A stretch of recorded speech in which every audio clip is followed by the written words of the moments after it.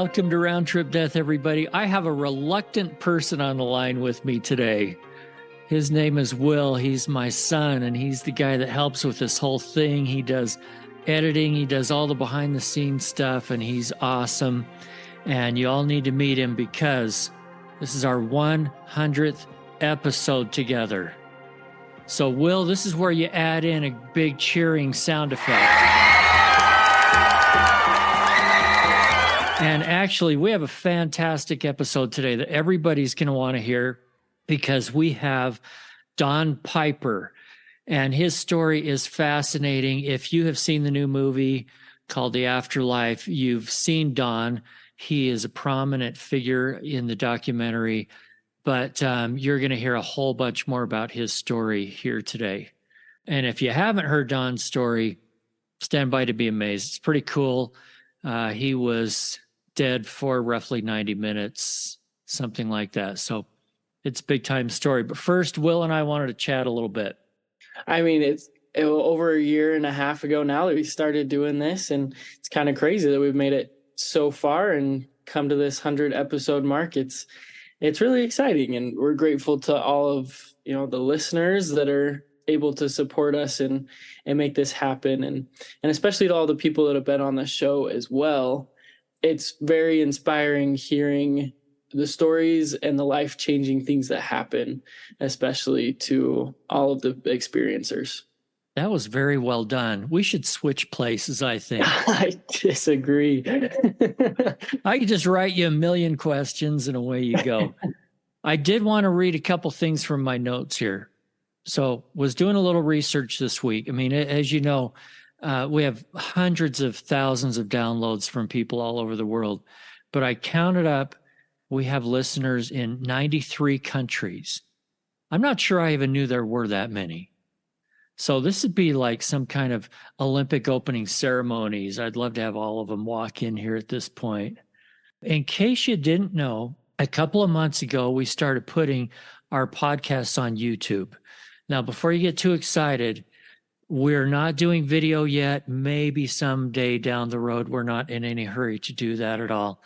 But there are a lot of people that like to just listen to an audio podcast on YouTube. So you can find it there. It's just go search for Round Trip Death and you'll find it. You'll see all of our episodes there. Here's something, Eric, for our people on YouTube that are watching it that way, because we do quite a bit of editing on these audio podcasts. So we would love to know if on YouTube, to be 100% honest, we probably don't have time to do all the video editing as well. So if you want just more of a raw edit, more of a raw cut, all the filler on YouTube as well, leave a comment and we'll see what the feedback is on that. And maybe we can make something work there. Where are they going to leave that comment? For the YouTube people, leave it right on the YouTube channel. Leave it on any of the videos. Okay.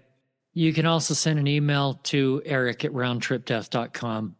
Will and I both see those. By the way, he's a university student, so he is very busy, and he just takes a little time out of his schedule every week to do this, and gives us a good chance to talk regularly, which is good fun. I wanted to mention a couple other things that we have done recently.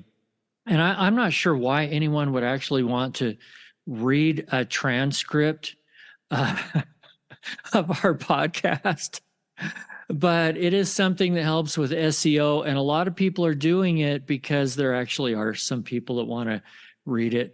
So you can find transcripts of all of this season shows are on the website at roundtripdeath.com, where you can find the episodes. Now you can find transcripts in case you're interested. And lastly, the other thing that we added, we could really use some help now and then with this show. In addition to guests, which are a huge help, and you guys sharing it, if you want to throw a donation our way to help pay the bills for this, it'd be very much appreciated. Again, go to roundtripdeath.com. There's a little teeny button in the upper right-hand corner that says donate, and we've tried to make it really easy. Instead of taking all your credit card information for a donation, we've just got Venmo and the Cash App up there.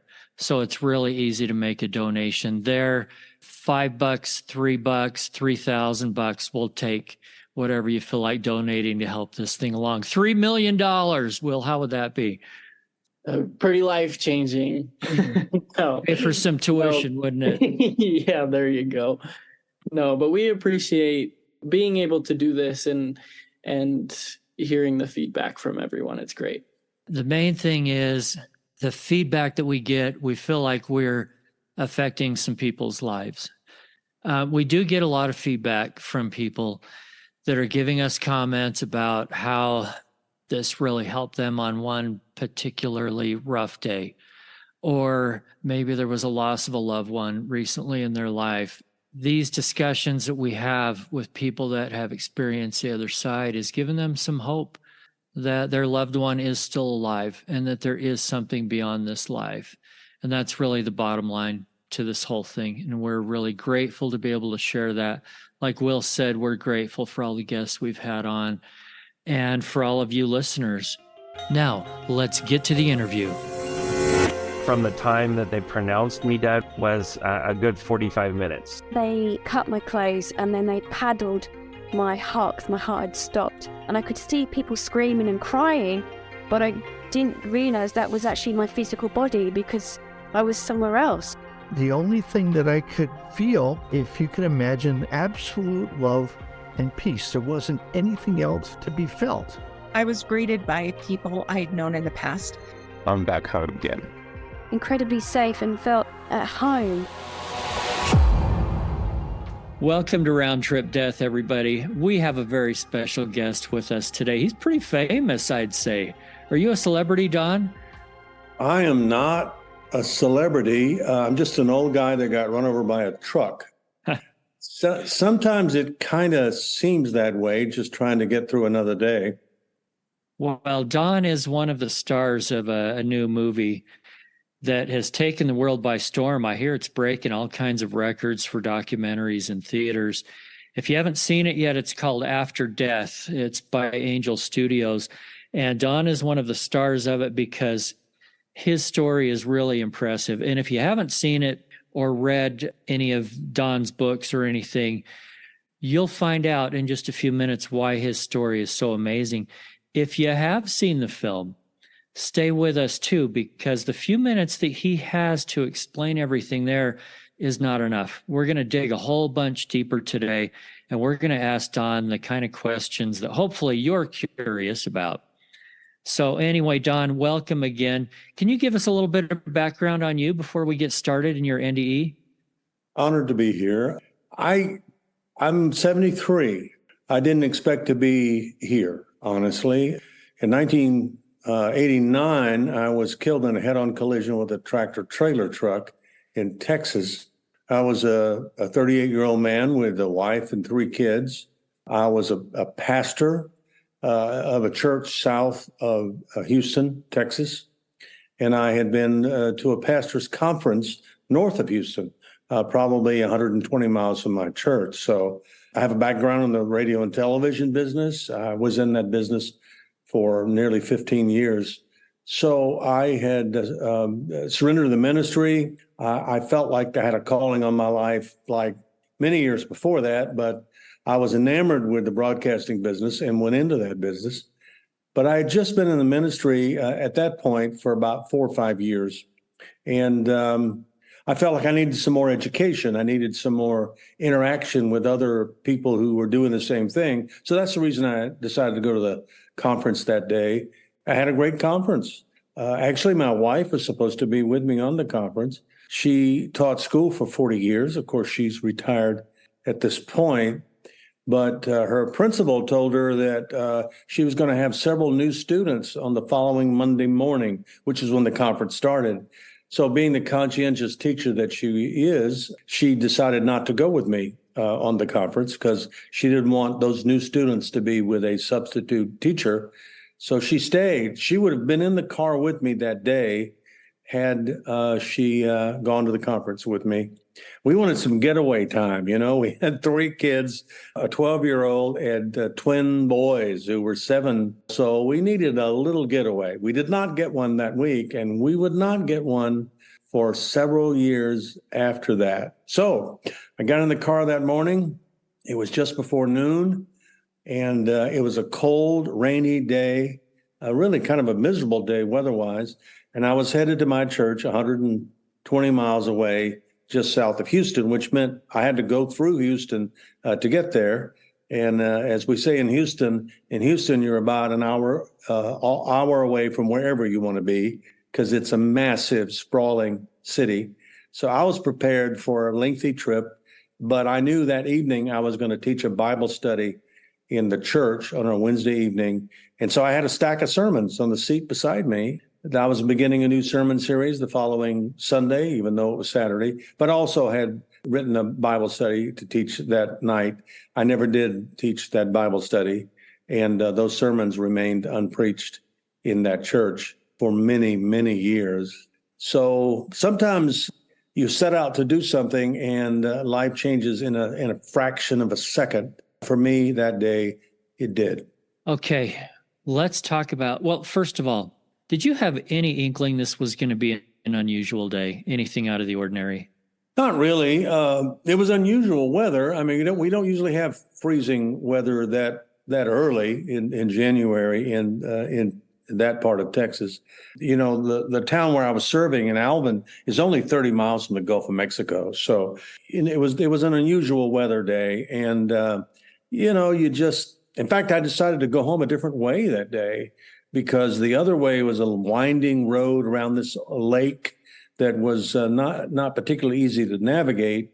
I figured if I went the other direction, that I would be on interstate in like less than 30 minutes. And so I did go home a different way. Was it raining? Were the roads really slick? Yes.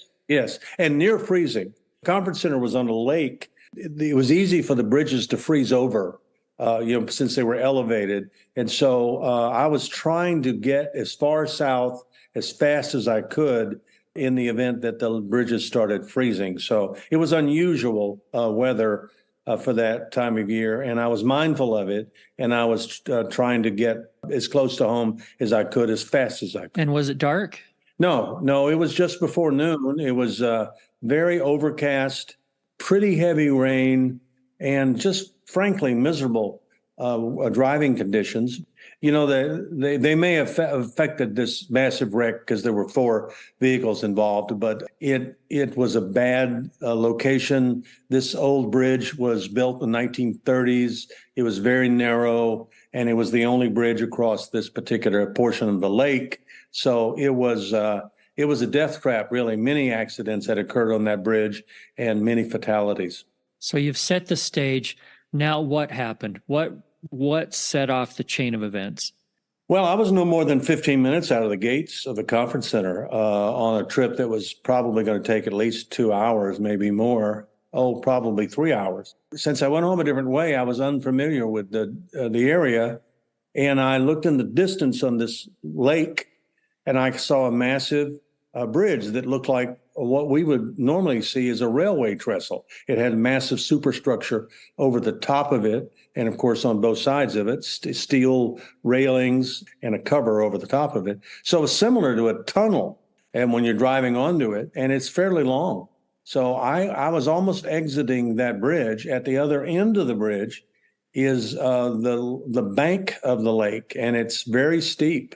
It was then, it's been corrected now, but so as you're exiting the bridge, the highway goes up. Obviously, if you're coming in the opposite direction, you come over a hill and go right down onto this bridge. As I was about to exit the bridge, a tractor trailer truck was coming over that hill down onto the bridge. It turns out that it was a tractor trailer truck owned by the Texas Department of Corrections. It's a prison truck driven by a prisoner, an inmate. The regular driver did not show up that day, so they went out to the prison yard and asked for volunteers. And needless to say, every prisoner in the yard said, "I can drive a big truck."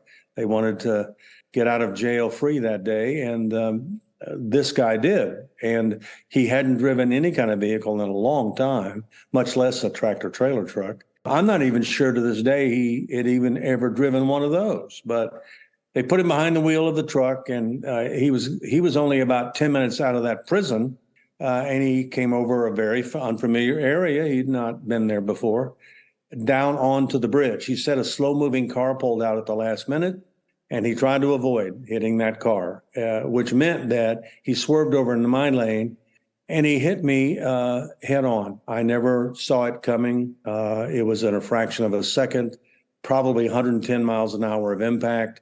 He literally just rolled over the top of my car and crushed it, and then went back over into the lane he was supposed to be in and hit two cars.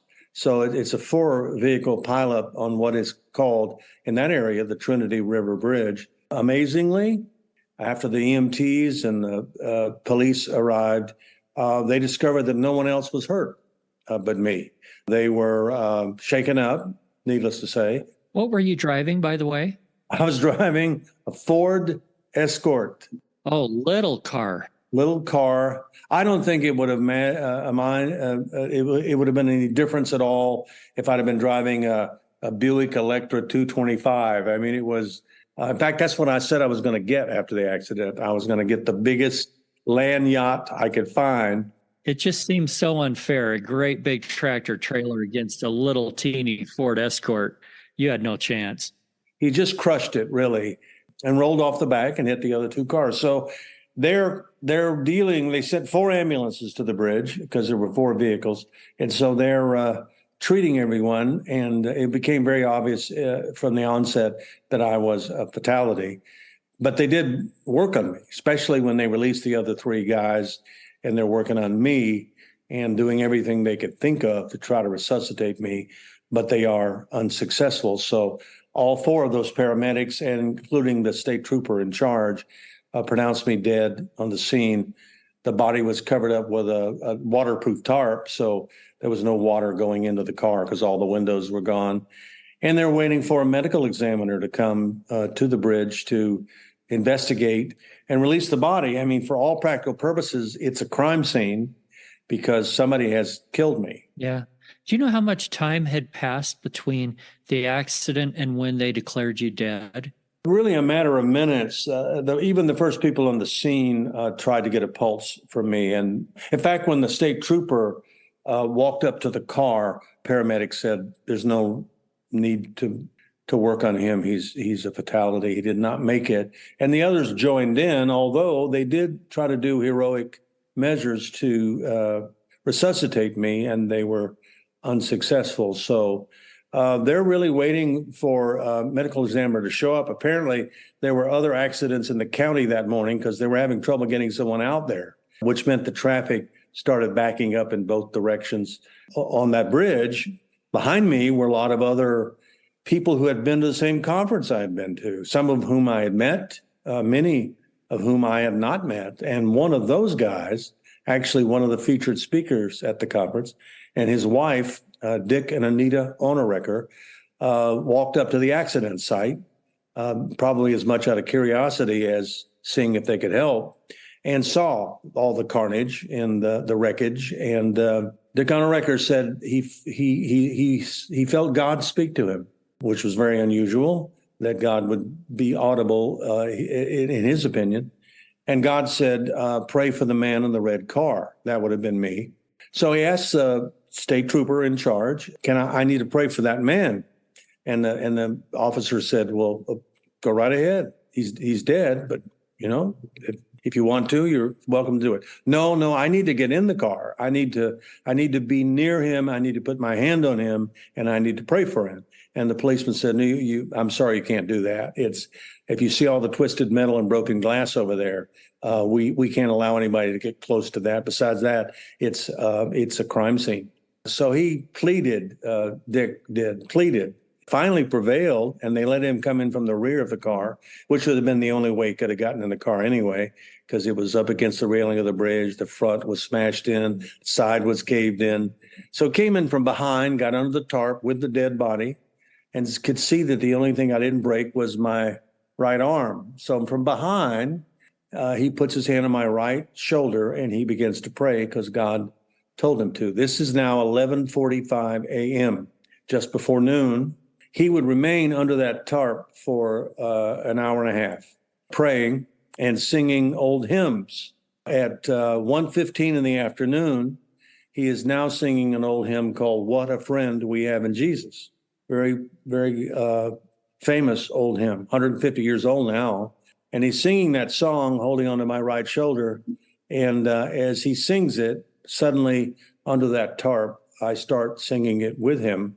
And he gets out of the car really fast, runs over to the policeman and says, "Officer, the dead man is singing." And that was the beginning of the rest of my life. Okay, hold on a minute here. This has been over an hour and a half? Yeah, it has. Medically impossible. And all the medical people knew that. Yeah. In fact, I wouldn't say refuse. I think that sounds too strong. They just wouldn't come back over there.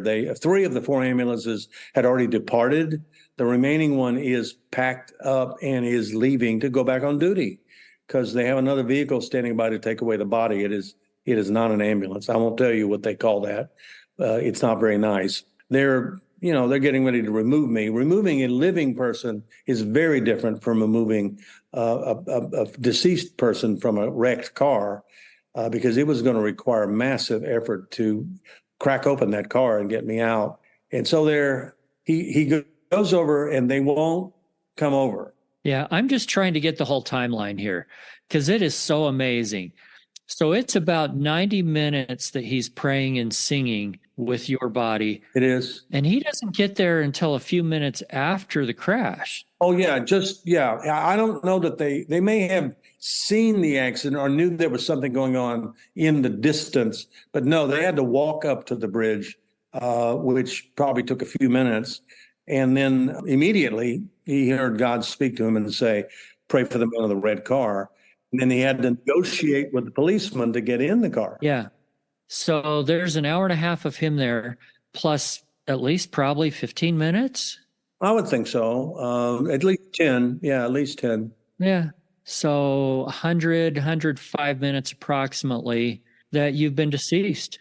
Yeah, it's impossible. But now, since I was killed instantly and I had massive gaping wounds all over me. I lost 4 inches of my left femur.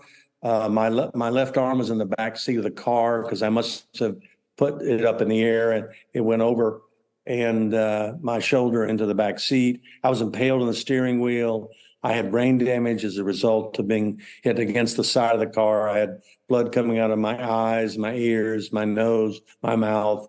But it was all dried because since my heart stopped beating immediately, I did not bleed out of these enormous wounds. So they know that. They know that I was killed instantly. So that did not allow me to bleed out because exsanguination is almost always the cause of this. They can't keep your blood in you, and so it's leaving faster than they can compensate for it. And so Sure. And by the way, for the young people here, we didn't have airbags in cars back then. No airbags. No, I had a seatbelt on, but the only reason I put that on is because 3 weeks before the accident, I got a ticket for not wearing a seatbelt. And so I put it on. In fact, that ticket was on the front seat of the car to be paid when I got back home, just to remind me. And when I saw that ticket that morning, I put my seatbelt on, and 10 minutes later, I had an head-on collision with an 18-wheeler. So my life was saved by that ticket in a sense that I would have been destroyed, probably ejected from the car. Yeah, even worse. Okay, I'm sorry for interrupting, but the timeline is really interesting to me. Sure. And just how long you had been with your heart stopped, especially when doctors nowadays will say, hey, after 6 minutes or 5 minutes or something without oxygen to your brain. It's not very long. Certainly after 20 minutes, your brain waves have ceased to function because you're not getting oxygen to your brain. So I did not really have, technically speaking, a near-death experience. I was dead. Sure. Dead for quite some time.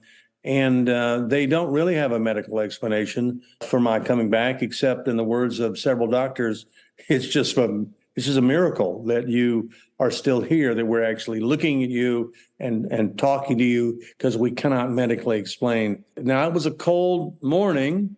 That might have had something to do with it. But otherwise, I have no explanation for how and why I came back. And believe me when I tell you this, I did not want to come back.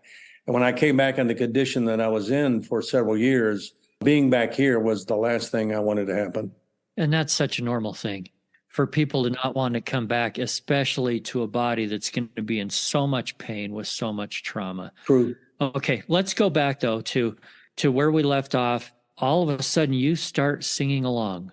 Yeah, I was unaware of who he was. Now, I had just been at the gates of heaven, and I heard thousands of songs at the same time without chaos, because they were all symbiotic. They all fit together. So I am actually permeated by that music, great, glorious songs glorifying God, for he alone is worthy of our worship. And I'm experiencing that. The next moment, I'm in darkness, not the brilliance of heaven, darkness, silence. And then suddenly I hear this voice behind me, not in front of me. And it's one voice. And it's a guy singing, and he's coaxing me to sing with him, because now that I'm back, he wants me to be conscious. He wants to keep me, while he runs over and tells the EMTs, you need to come and check on this guy. So I didn't know who he was. I 3 weeks later in the ICU, he comes to see me. And at that point, we put together what had happened. He was behind me. He had been a conference speaker. I got to hear him, and I did not get to meet him. And we met in the ICU when I was still in pretty critical condition. And he realized that the only reason he was behind me instead of in front of me that day, because he left before me, was because he and his wife stopped to get coffee on a cold, rainy day, and I passed them while they were getting coffee. So the reason he came in behind me that day was a couple of cups of coffee.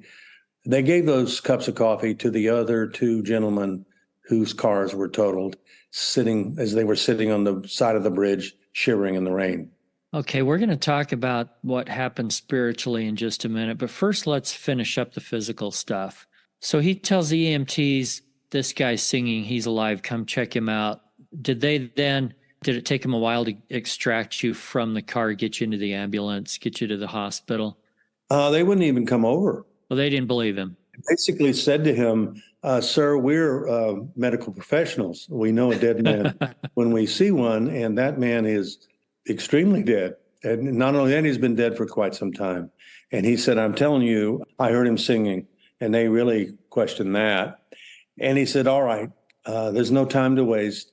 If you don't come and check on him, I'm going to lay down on this bridge in front of your ambulance, and you're going to have to run over me if you don't come and check on him, because he knew what he'd heard. So they kind of looked at each other and humored him and came over, looked under the tarp, and discovered that I was alive, not very alive, but alive, weak pulse. And then they sprang into action. Regrettably, the equipment to remove a living person was not on the scene, because it was obvious, in their opinion, early on that I was not alive. So they had to order that equipment from about 30 miles away, a machine called the Jaws of Life. And they finally got that out there while they were working on me to crack open the car and get me out. They eventually were able to do that. I was put on a gurney, obviously on my back, and I'm looking at the girders of the bridge above me. And it was my first notion that something really horrific had happened, and I was part of it. I knew that the last earthly memory I had was driving onto that bridge, and now I'm facing up. The rain is falling on my face, and I know something is up. Something has occurred. I don't feel anything. I'm in shock, obviously. So they took me to a local clinic. They didn't even take me out of the ambulance there, because the doctor said there's nothing we can do for him. You're going to have to get to a trauma center. They did drive to a regional hospital 30 miles away. There I was taken out and more or less stabilized. It was immediately determined I needed to be in a level 1 trauma center. The nearest one was in Houston, where I was headed. Because of the weather being so bad, life flight helicopters could not take off and land that day. So I was put in an ambulance and driven 70 miles to Houston. The accident happened at 11:45 in the morning. I arrived at Memorial Hermann Hospital in Houston at 6:15 that evening, 6.5 hours after the wreck. And from that night forward, I would be in a hospital bed for 13 months, and I would have 34 operations to try to put me back together again. Wow. Well, congratulations for surviving all of that. That just sounds so horrific. It was bad. It has not diminished with age, I must say. Do you have lasting effects from it? Well, I ended up wearing experimental devices, what are called bone stretching devices.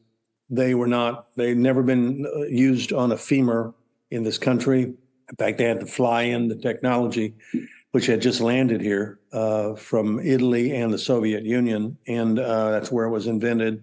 And it involves breaking your limb in another place and then putting wires and screws through your leg, turning screws on them 4 times a day for a year to try to stretch the bone that is remaining in your leg to close the gap. So I'm still about 1.5 inches shorter on the left side than the right, even though they were able to restore 3 inches of my femur.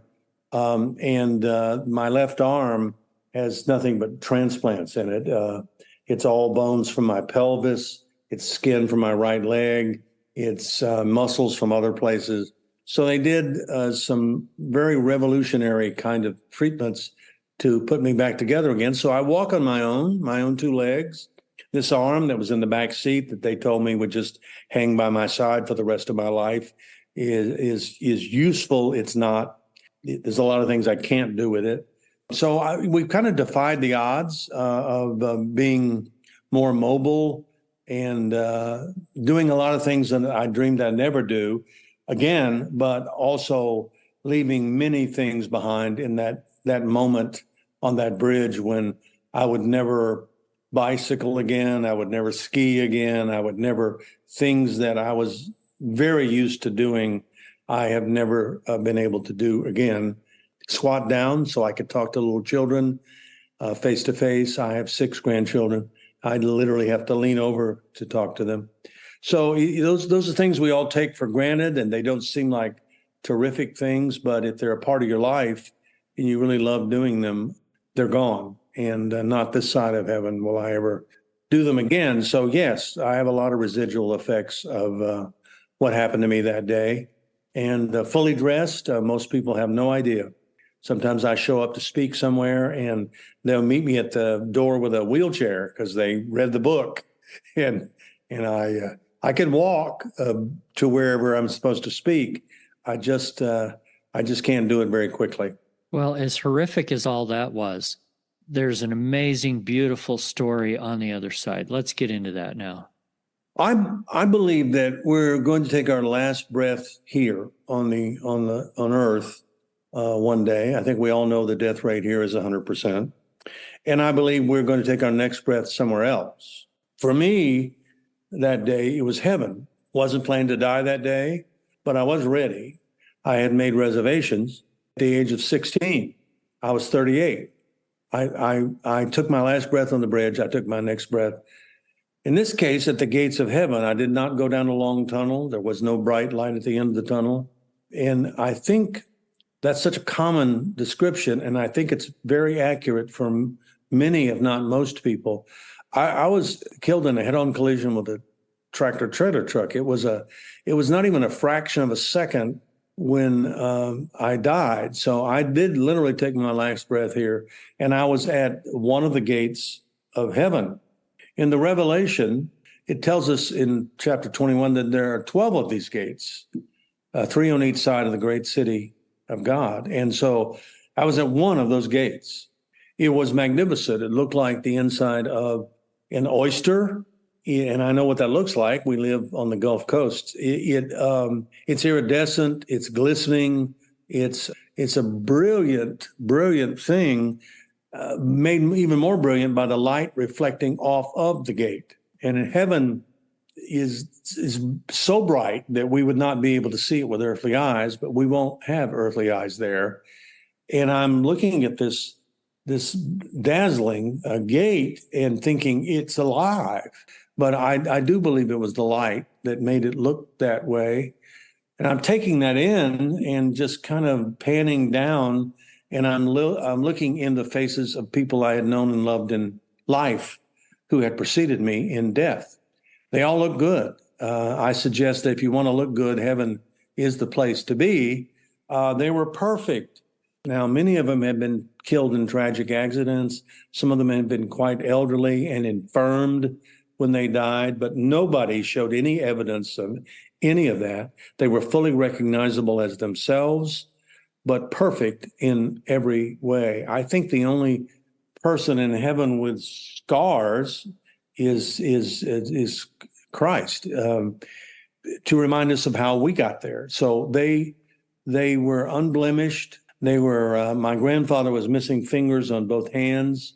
I was very close to him. He had a heart attack one night. I rode with him actually in the ambulance to the hospital, and was outside when they came out to tell me that he did not make it. I often say I have a lot of broken bones in this body, but nothing hurts like a broken heart. And when he died, it really broke my heart. Now he's standing in front of me, and he's got his arms extended to me, and I'm looking down at the hands he used to hold me with when I was a little boy, and the fingers that were missing were there. I'd never seen them before. He spoke a language I've never heard before and said, "Welcome home, Donnie," which is his name for me here. Donnie is what he called me. I knew where I was because I knew where he was, and this was home. A couple of quick questions here. He spoke a language you hadn't heard before, but you understood it. Yes, I did. I think heaven has its own language. Here, we are literally confounded by our languages. We have to have translators. We have to, even people who sometimes speak the same language we do are unintelligible. In heaven, everyone understands everyone else. And since we come from all over what we know of as the world, there is only heaven there. We understand each other. And I understood him, and I understood everyone that said something to me. And keep in mind now, some people communicated with me without speaking. I think it's beyond telepathy. I think I just knew what they were trying to impart to me. But in this case, he actually verbally spoke to me, and obviously I recognize his voice. So I think that was part of why he chose to do that. And then also think he was so excited to see me. I don't think people in heaven miss you. I think they expect you. Heaven is a timeless place. There is no time there. It's eternal. Very difficult for us to wrap our earthbound brains around that. But he was expecting me. They all were. Everyone who met me were people who played a role in my life. And so they came to meet me at the gate. That's the only explanation I have, because they knew I was coming that day, and it was a glorious reunion. The other question I wanted to ask just then, because you were talking about how perfect they looked, can you put an age on them? Was your grandfather still as old as when you last saw him, or did he seem younger in his perfect form? I'll answer that question this way. He seemed ageless. I've joined him now, but I mean the speech patterns of an elderly person, the gait, the way they hold themselves. My great grandmother was right beside him, not his mother, my mother's grandmother, and she had osteoporosis, so she walked with an enormous slump, leaning over. She could not straighten up, and in heaven she was a good 6 inches taller there than she had been here. I'd never seen her standing upright like that. So did I recognize her for who she was? Yes. But her infirmities, and in many ways, her age, the things that make us aged here just don't evidence themselves there. There were two guys I went to high school with, both of whom were killed either right before we graduated or right after we graduated. They were there, but they didn't necessarily look like teenage boys. I mean, they were fully developed humans. People often ask me about babies, and I will say this: I did not see any babies. No babies contributed to my becoming a believer, a follower of Christ. So they wouldn't have been there anyway, because the people who gathered at the gate were people who helped me come to Christ, and they deserved to be there because they helped me get there, and so they came to greet me. But I don't know if there are any. And some people are very disappointed that, and my wife and I lost a child at birth. And we also recently lost our daughter at the age of 46. And it's not the natural order of things to bury your children, but realistically, they were his before they were ours. And they're just loaned to us, really. So I didn't see any people, like children there. Adam and Eve were not created as children. They were created as what we would call fully developed humans. I think even adult is a stage of life, and that's an earth stage of life. So I don't think there are children, infants, babies, teenagers, elderly. We have to forget that notion. Heaven is an ageless place.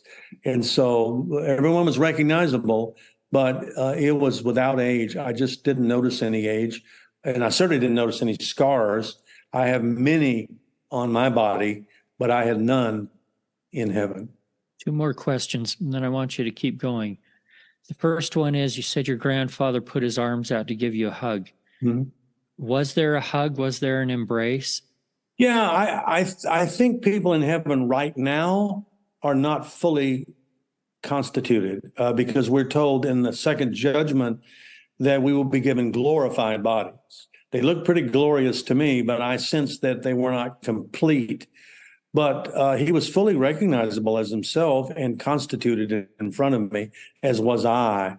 So yes, it was an embrace, but I also know that there is more to come. There's another stage that is imminent, and in that stage, we will really truly have glorified bodies. And if they're better than what I saw, I just can't even conceive of how awesome that is going to be. Did you also meet people there that you had not known here? For example, was there a great-great-great-grandfather that you never knew here that maybe you met there or something like that? Or were these all people that you remembered? No, they were all people who had lived during my lifetime. And I could certainly concluded immediately afterwards, when I was conscious enough to know that I was back here, that they were all people who did things as simple as giving me the first Bible I ever owned, or took me to church when nobody else would, or certainly told me about Jesus and who he was and why he should be important to me.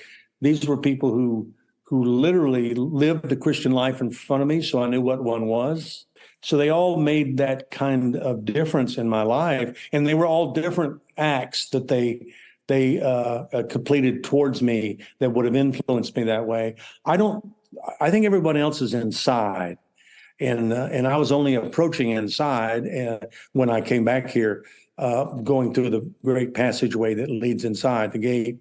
I saw untold numbers of people inside, but I did not meet them personally. I did not go up to them. I think the people who greeted me were people who helped me get there. Everyone else is inside. I think I will walk the street of gold and talk to Mary. I will talk to Moses. I'll talk to all those people who have preceded me. And because they also, and as you pointed out, my great-grandparents had an influence on my life, because they had an influence on my grandparents and my parents. So that does happen, but they did not meet me at the gates. I think they're inside. And that's why almost immediately upon seeing these people and hearing this music and being greeted by angels and all the other things that were there, almost immediately I wanted to go in. I wanted to go in because I wanted to see those people and I wanted to talk to those people.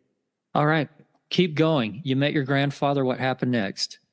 Well, I am surrounded by angels. They're all over the place. Some are, have 6 wings. Some have 2. Some have none. The angels, we're told by Scripture, are the ones who bear us up. And so they had delivered me. As it turned out, I found out many, many months later that one had been in the car with me. I thought it was Dick Onorecker, but he was only holding onto my shoulder. This entity was holding onto my hand, which no one else could reach. So the angels are everywhere, and they're quite magnificent. We do not become angels in heaven. Angels are a completely separate group of beings created for a completely different purpose than we we were and are. So they're glorious, but they're not us. I was surrounded by the music. I certainly saw colors I've never seen here on the spectrum that we cannot see. I smelled aromas, and I can only conclude that in some cases, that is the aroma of the prayers of the saints coming from the throne of God. We are told that is there. I smelled it. I don't have a description for it. One of the reasons I resisted the temptation to tell this story, and I waited 15 years to write the book, 90 Minutes in Heaven, was because I didn't have the words for it. Who does? I mean, how do you describe a heavenly place with earthly words? It's impossible, humanly speaking. Even the Apostle Paul said it was impossible to describe. And so I have been a reluctant witness in that regard, but it seemed to matter to people in ways I never dreamed. In fact, I tried to put all this behind me, and it ended up God put it in front of me. I just wanted to get on with my life when I finally got back on my feet. So I'm going in, the music, thousands of songs, I can still hear them now. It's the one thing I really brought back with me. The more weary I grow here on earth, the louder that music gets inside of my soul. I heard that. I heard the angels singing. I saw the gate. It's a small entrance. The gate is huge and glorious, but the entrance is comparatively very small. The Bible says we go in, it's a personal decision. We go in one at a time. And it's not something you inherit. You have to decide. And I decided at the age of 16 that I would follow Christ. So I'm going in. They're behind me now. My group is behind me. And I could see a Golden Boulevard bisecting the city. God can make his streets out of whatever he wants. Gold apparently is the choice. And there are trees inside. In fact, we are told that we will eat in heaven for fellowship, not for sustenance. And the tree that I saw was the tree of life. You know, we were forbidden to do that in the Garden of Eden, but there is no evil in heaven. So there's no knowledge of good and evil. There's only good. So we will eat of that tree, but not to stay alive. We'll eat because God wants his children to fellowship together and dine with him. So there is a pinnacle in the center of the city, high and lifted up. There were thrones at the top of that pinnacle.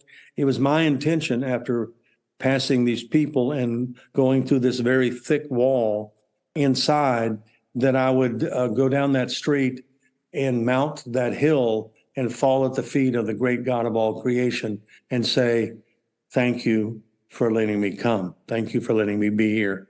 But I never got the chance to do that. I could see all the things that were inside, and it was even more glorious than everything outside, and more brilliant, more absolutely brilliant. But the moment I was entering inside, that's when it all stopped, and I found myself in darkness and silence. Darkness and silence in the car, back in the car, in your body, or something? Was there an in between? No, it was instantaneous. Okay. Just as quickly as I'd arrived, that quickly I was back. And now keep in mind that Dick Onorecker was not the only one praying for me by that time. Sure. When they found my ID on my body, they also found my business card. So they called my church in Alvin, since they didn't know how to get in touch with my wife. And they told the church that I had been in a horrific accident, but not that I was fatality. They try never to do that on the phone unless they have no other alternative. So all the people know at churches, I've been in a bad accident. And they try to go notify my wife. They start calling every church on the phone book. Remember phone books? And this starts spreading out literally, I'm not exaggerating, around the world in a very short period of time. It's like a phone chain. It just goes everywhere. I met a man in California a few years ago, and he was crying, and he looked at me and said, I prayed for you that day. And I said, well, it worked. You know, I'm here. He said, no, I was in Taipei, Taiwan, when I got word that you had been in a bad accident. So he's on the other side of the world, not at 11:45 in the morning, 11:45 in the evening. And so tens of thousands, untold numbers of people were pleading with God on my behalf. And he said, yes, I had nothing to do with my survival. I would have rather stayed there 1,000 times over, but they were praying, and God answered their prayer and Dick Honorecker's prayer in the back of that car. So it was thousands upon thousands of petitions being lifted up to the throne of God. And then he sent me back. Did you have a choice? Was there any kind of conversation, or was it just go back? Because a lot of people, as you know, as you've studied this topic, a lot of people are given a choice. Some people aren't. They're just told to go back. And some people just go back without that conversation ever happening. It sounds like that's what fits your situation. I think the word pause is too strong. But there was a moment there upon entering with all those things that are happening. Heaven is a sensory explosion. It's just simply the most real thing that's ever happened to me. So in the middle of that, where just for a fraction of a second. Now remember, there's no time there, but it just paused for a moment. And I guess I knew in that moment that I was not going to be able to stay. I wanted to make my voice say something. I wanted to say, what's happening? I just got here. Those are the words I was trying to say when I found myself in darkness immediately. And there was silence. And the silence was broken by that man behind me. In the distance, I could kind of hear what sounded like people walking on broken glass, which is exactly what they were doing outside the car. But Dick was singing, and he was a very good singer, and I'm not, and he was making me sing. And I'm thinking, who is this person? And why am I singing in the darkness when the last thing I remembered was driving onto an old bridge in a rainstorm? I know there's so much about the experience in heaven that you can't describe. As you've put it, there aren't words for it. And I've had artists on the show that tell me they can't explain the colors that they saw there, for example, or hey, I've tried to paint what I saw, right, but we don't have the colors on our palette here. Can you explain anything else about the music? Is there anything here that is close to it? Have you tried to replicate it? Well, I've heard renderings of some songs, anthems, certainly. Oh my, what is the song we sing at Christmas time? It's not a Christmas song, but it's performed as a Hallelujah chorus. In its full iteration with the orchestra and the choirs and all those things, there's some of that sounds like it. And yet there were some very simple songs, very plaintive kind of songs, almost solos, with maybe even a guitar accompanist or something, and what we would call praise songs nowadays. So there were all kinds of songs.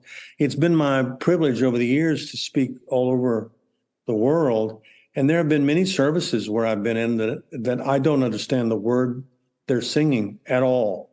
The tune might be familiar, but the words are not familiar at all. And yet there are many songs. I've sung on many Native American reservations.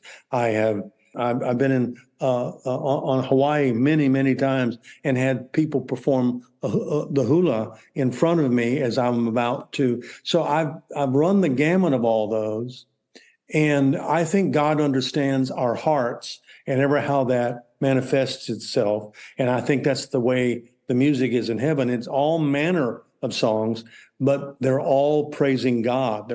He is the audience of worship. We are not. Now we get to listen, almost eavesdrop into what's being performed, but it's for him. When we go to a service and the music is being performed, we're really listening to a piece of music that's supposed to be dedicated to God. And so that's what all the music is there. The one thing that it does have in common is that God is the audience of the music, and we get to hear it, which is an incredible privilege, to say the least. But that struck me. I'm kind of a music person by nature. I grew up with it.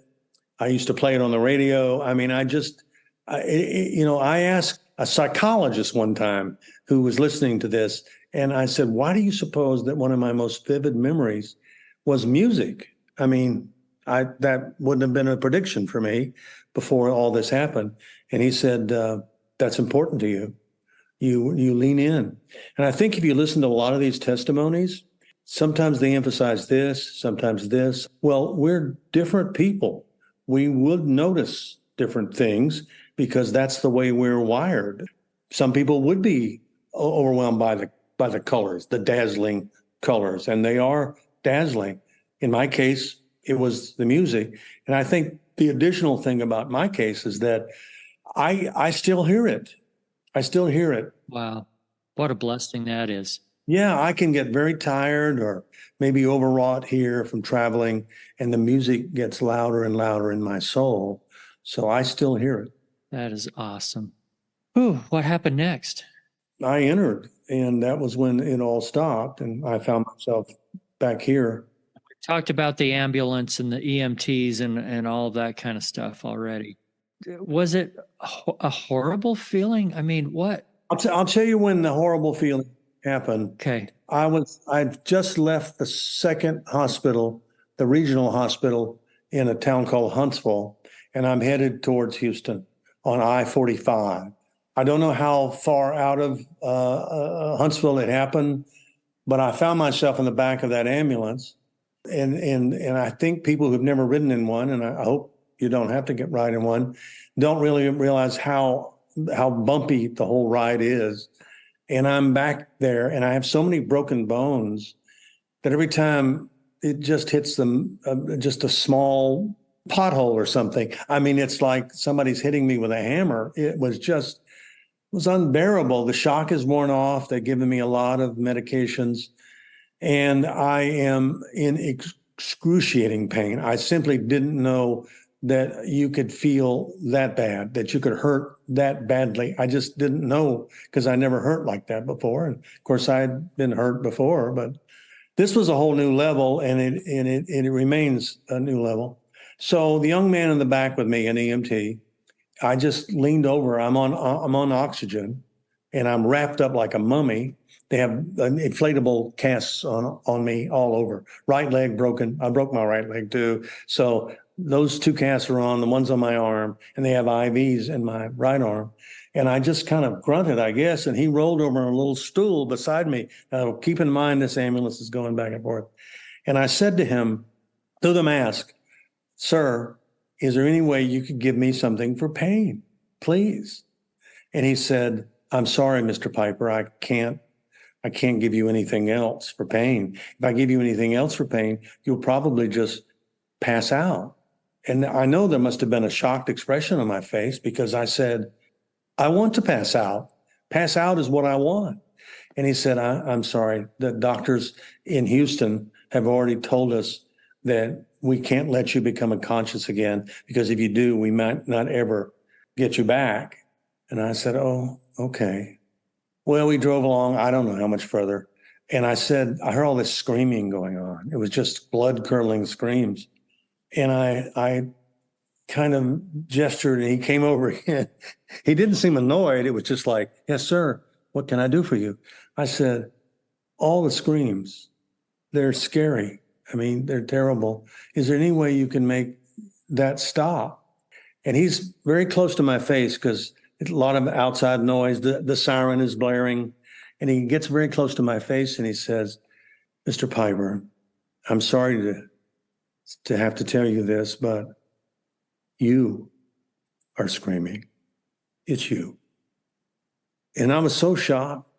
He had tears in his eyes when he told me this. I mean, these people see things no one should ever have to see, truly. They're heroic people. And I know I had tears in my eyes. And I thought to myself, oh, dear Lord, I'm screaming and I don't even know it's me. And that was the lowest point. I knew then at that moment, I would never, ever be the same again, no matter what happened. If I lived, I would never be the same again.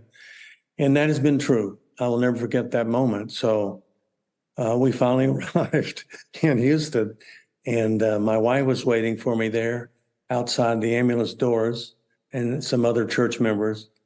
And I was rolled inside and then taken in to be evaluated. And then I went into a 12-hour surgery. And the next morning was the first day of the rest of my life. How has this whole thing changed you as a person? I was a pastor before this happened. I was trying to get people into heaven and help them have a better trip on the way. And you still are? I still am. Yes, I surely am. I'm more of an itinerant evangelist now because I travel wherever I'm invited to try to get people into heaven, tell them about heaven, and then give them an invitation to go. I've written 5 books. That's something I never planned to do. We certainly made a biographical movie about our life in 2015. And then we have a new movie, of course, that's just out called After Death. So I'm doing whatever I can to help people be prepared because they're going to take their last breath here one day and the next breath somewhere else. I believe that hell is just as real as heaven, and you certainly don't have to go there. God doesn't want you to go there. That's why Jesus said, upon leaving here, I go to prepare a place for you. And if I do, I will receive you unto myself. So where I am, you will be also. People want to know the best thing about heaven. You're with God. It's his place. And it's an eternal place. So that's what I'm trying to do. I will say that I do funeral services differently than I used to do them. People who know me, when I'm up there on the platform leading a memorial service for somebody, know that I've seen it. I understand it. And I do my best to try to describe it so that they'll know if their deceased loved one was a believer, that that's where they are. They're absent from the body and present with the Lord. So I used to say that before I got killed in a car wreck, but now I say it with a deep conviction. If I put my hand on the end of a casket before we go to the cemetery and say, in a little while, we're going out to the cemetery and have an interment service. But I got news for you. She's more alive now than she ever was while she was here. She's the one having a glorious time. And one day, if we're ready, we will have a reunion with her. There are no goodbyes in heaven, only hellos. And so, yes, it's fundamentally changed the emphasis that I have on life and death, because I've seen both of them, and I'm trying to get people ready for what happens next. And that means by whatever means is necessary, whether it's a movie or a book or speaking to them personally, face to face. And I have done a lot of that in the past 35 years. I'm sure you have. My next question, I just want to preface a little bit. This show is completely non-denominational. We are not trying to push any one religion over another or slam on any religions or anything like that. I've had a lot of people come on this show and say, I went to such and such a church before my experience. Right. After my experience, I quit going to church at all. And for various reasons. Either they say, oh, I learned that my church was teaching some things that aren't quite right, or I just want my relationship to be directly with God and not through a church or something like that. Right. Would you address that issue a little bit?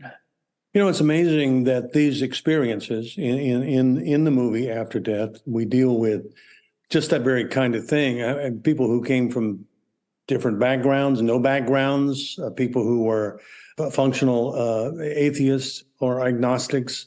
And it is a universal, going back to ancient first recorded times that people, one man, a Roman soldier, woke up on his funeral pyre, came to, and told what he had seen. So it's a fairly universal human experience that we know deep down there is something beyond this, that this is not it, that we are passing through here.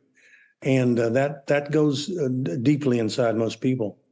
And that is to say that, I'm from Texas, we say, everyone rode in on a different horse. We came from some different kind of attitude, some different kind of theology, or no theology at all. But that is to say that I believe my theology includes somebody who went to create a place for us. And in this case, it's Christ who came and died and came back to life. So that is the way I come. And I must tell you that as a kid growing up, I didn't have a tremendous amount of theological input. One of the young men who greeted me at the gates of heaven was somebody who convinced me to go to church as a teenager. I just gotten my driver's license and I drove myself there. One of the other people took me when I was 9 years old and lived next door to her.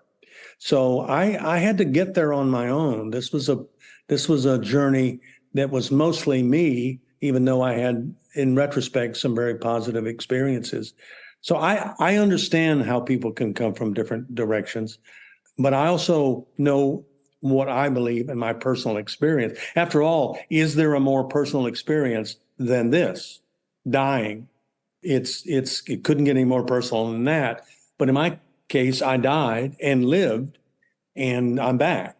I just can only relate what I see and what I understand. And it is my firm conviction as a person who's been called, I believe, by God to tell people that heaven is real, is that, in my opinion, and for me, it's a much more than an opinion, in my way of thinking and living and dying and living again, it is Jesus. He said, when he was asked by one of his own followers who was with him for 3 years and still didn't get it, and I understand not getting it, Thomas says, how do we get to heaven? How do we get there? And Jesus' response was so plaintive and direct. I am the way. I am the truth. I'm the life. If you want to come to the Father, you're going to have to come through the Son. And so I found that to be true on the day that the truck hit me. But I do understand why it might be confusing. I would just say to people who are listening, consider that your life is fragile, that it is temporary, and that it could end at any moment. Now, you don't need to live in fear every day. I mean, that's no way to live. I just think you have to be ready. I believe this. I believe heaven is a prepared place for prepared people. I was prepared that day. I just didn't think, after making the decision at 16, that 22 years later, I was going to be killed by an 18-wheeler on a truck in Texas. I had no concept that anything like that could happen. When I got in the car that morning, I'm not thinking that this is the last day of the rest of my life. I'm thinking about my wife. I'm thinking about my children. I'm thinking about my church. I'm thinking about what I'm going to say that night. I'm focused on that, and I'm trying to go home. Eva, my wife, says that when they reached me at the second hospital, they found out where I was because they were trying to track me down. Where did they take him? A nurse that was a member of our church, she got on the phone and she knew what to say, and she called those hospitals. And finally, one of them said, yes, he's here. He's in the emergency room right now. They got her, that nurse, to convince the people on the other end to take a phone and put it beside my ear on the hospital bed, the gurney inside the emergency room. And it's frantic. People are running around, putting needles in here and doing this. And it was just, to me, it was utter chaos, but I know they knew what they were doing. And they put the phone by me. So my wife says to me, Don, are you there? And she said, all I ever said to her was, I just want to go home. I just want to go home. I want to go home. She said, I just repeated it over and over again. And then they finally took the phone away and said, look, we're going to send him to Houston.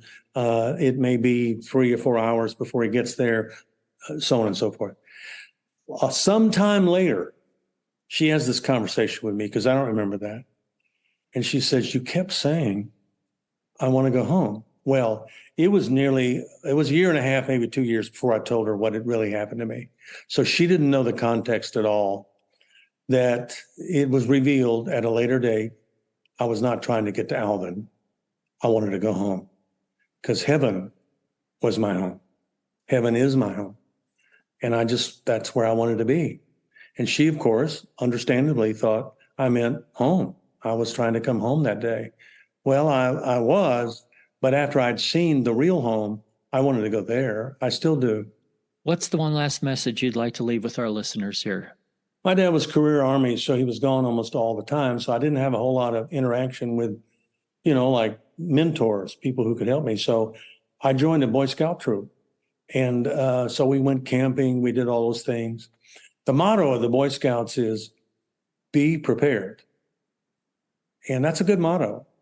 And it applies because they teach you a lot of skills that would come in handy later in life. But as time has gone by, I've discovered that motto is a lot more than knowing how to tie knots and build a campfire. I think we have to be prepared for what happens next, because something is going to happen next. You can count on it. So I'm just encouraging people. This movie, After Death, is exactly about that. It's be prepared. What it is trying to persuade you is there is life after death. But then the decision is ultimately up to you. And it couldn't be a more personal decision. It really couldn't be. But it is a decision, and it won't come naturally.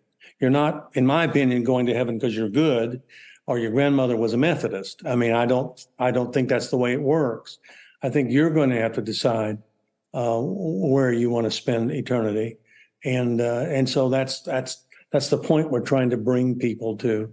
That's why we would even make a movie about it. And we did.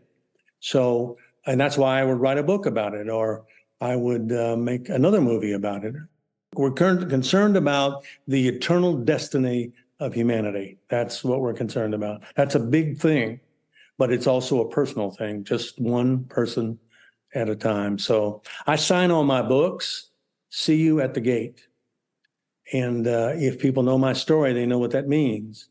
So I sometimes when I'm talking to somebody, I know it's a prayer. Not wishful thinking, but a prayer, because I know they don't seem to be ready at all. Others, I know I will see them at the gate, and we will never say goodbye. And I speak to so many people in so many areas, it's hard to leave them sometimes. I'm just with somebody for a few minutes, and then I know, wow, if we lived near each other, we'd be lifelong friends, but I have to say goodbye. In heaven, there aren't any goodbyes. And so I know I'll get to see those people again. Like my own daughter died at 46 a little over a year ago of cancer. And if I didn't think I would see her again, I don't know how I would function. She's my little girl. Thanks a lot, Don. I appreciate it. My privilege. Thanks again for listening to our 100th episode. And hey, if you want to help us get to another 100 episodes after this, go to roundtripdeath.com, hit that donate button. We'd really appreciate it. Until then, I wish you everything good that you're looking for in this life and the next.